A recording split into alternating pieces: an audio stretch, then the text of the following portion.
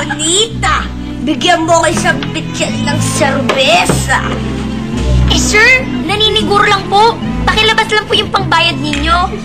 Wala akong pera. Eto, meron ako. Eh, naku, pasensya na po, sir. Hindi po kasi kami tumatanggap ng mga baril eh. Cash lang po. Ay, karamba.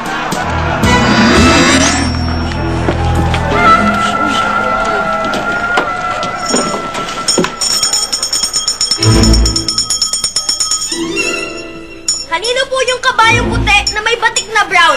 Nakaharang po kasi dun sa parking eh. Di makalabas yung isang kabayo. Akin yun!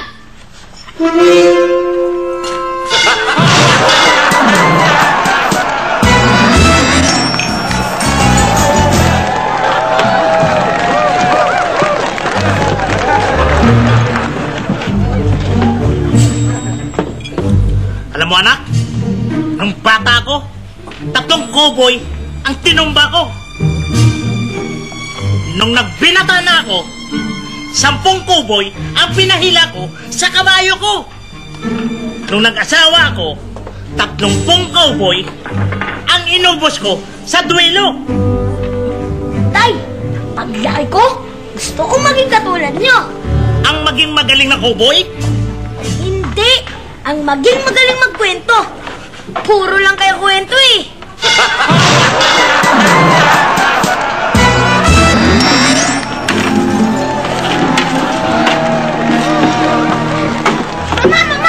Mama!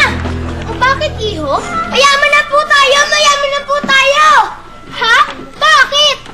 Nandito po si Papa sa kakatulo! Wanted, dead or alive!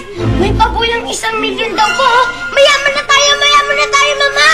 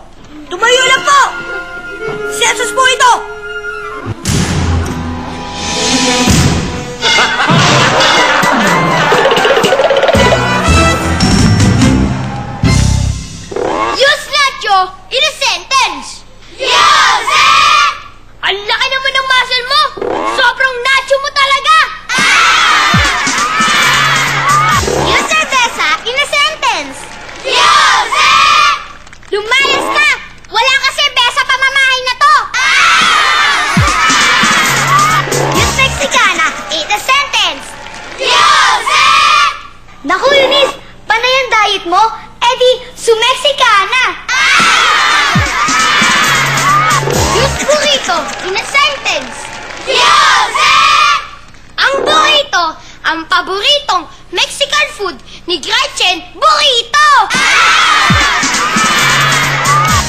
Yung taco, in a sentence!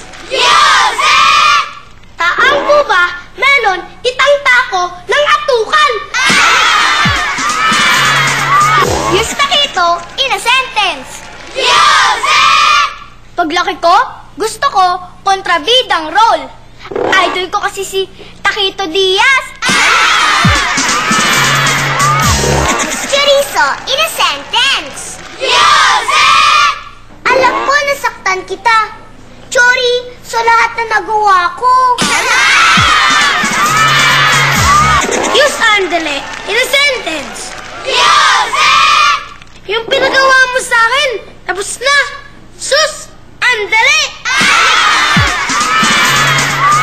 Use tequila in a sentence. Yosef! Huwag ka na magdala ng payong. Tequila din niyang ulan. Use poncho in a sentence. Yosef! Mag-ingat kayo sa paglalakad nyo. Baka makatapak kayo ng nuno sa poncho. Use hombre in a sentence. Yosef! Ang lakas ng ulan. Don't forget to bring an umbrella. Use chihuahua in a sentence. Yosef! Dumating yung kaibigan kong TFC subscriber. Nagpapasama manood ng Chihuahua Week!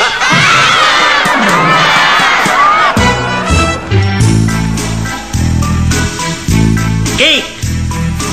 To strike with the foot.